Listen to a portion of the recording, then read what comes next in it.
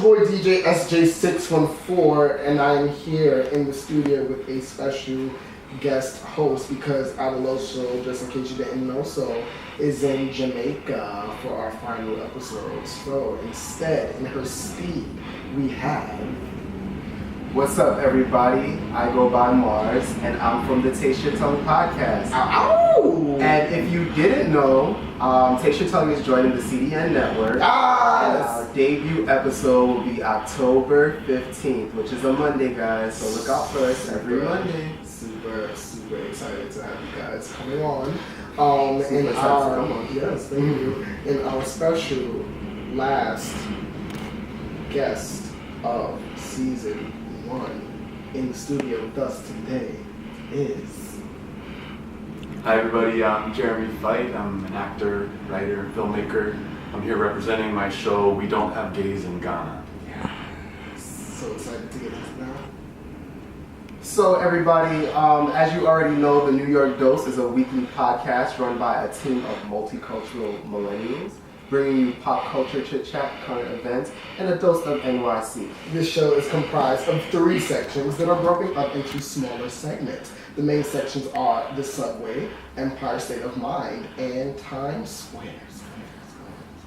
If you hear anything you like, use the hashtag TNYD or mention us at the New York Dose so we can converse with you, or you can call and text us at 520-815-6670 and leave us a voicemail or message that we will air on the next episode during our Dose Mail segment. Again, that's 520-815-6670. And if you didn't catch that, just hit the 15-second rewind. Yes, that 15 second. So we're gonna get into the first section of the show. This is the Subway. Now, the segments in this section correlate with the New York City MTA subway line. Since we have a guest, we're going to make Jeremy ride our subway, transferring from train to train, starting with the G train. Now, this is the guest train. It's all about you. So please tell us who you are, what do you do, what are you about, and tell us about We Don't Have Gays in Ghana. Cool. I'm a lot of things. It's always changing. I know. You know, as an artist in the city. I'm from a small town in Pennsylvania. It's close to State College, and my journey here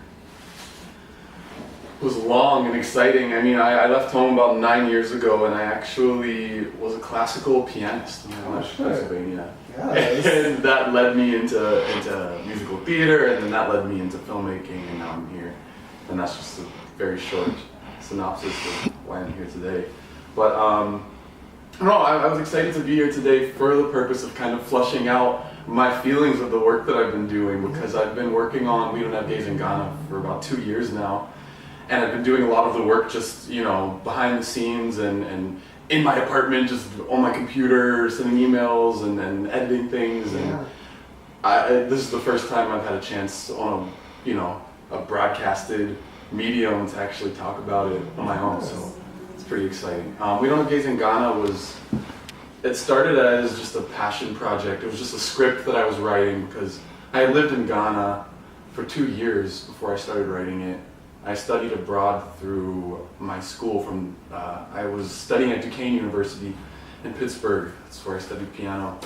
And my time there just kind of blew me out of the water, because as a white man from a small town in Pennsylvania, at that point, being like my second year even in Pittsburgh, I had such a small, confined understanding of diversity and race in our country, let alone overseas, in another country.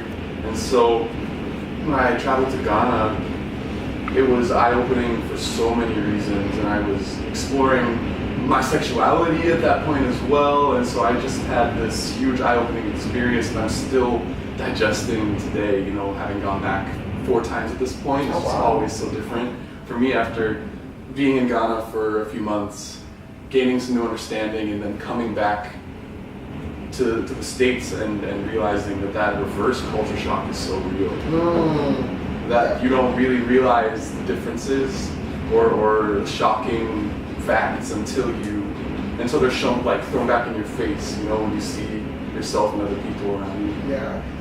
So Winona Gaze in Ghana is, there are situations and characters in the show that are kind of autobiographical and are based on people that I met there, but the storyline itself is totally fictional. It's about an obnoxious missionary worker who travels to Ghana to save the world, quote unquote.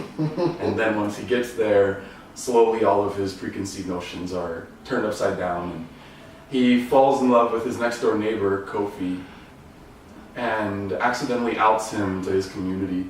And so they have to decide whether to follow through with coming out or whether they should cover the whole thing up. And so the series is about their first attempts at covering it up and all of the issues that brings up. And so it's a huge journey for Cody, the main character, the missionary worker, and Kofi, the Ghanaian man. They're both, you know, finding a new relationship with their sexuality through each other, through their first kind of serious relationship sort of thing. And in that, you know, that's kind of the part of the script that was autobiographical, because I found a lot of my relationship to race issues, especially, you know, in America especially.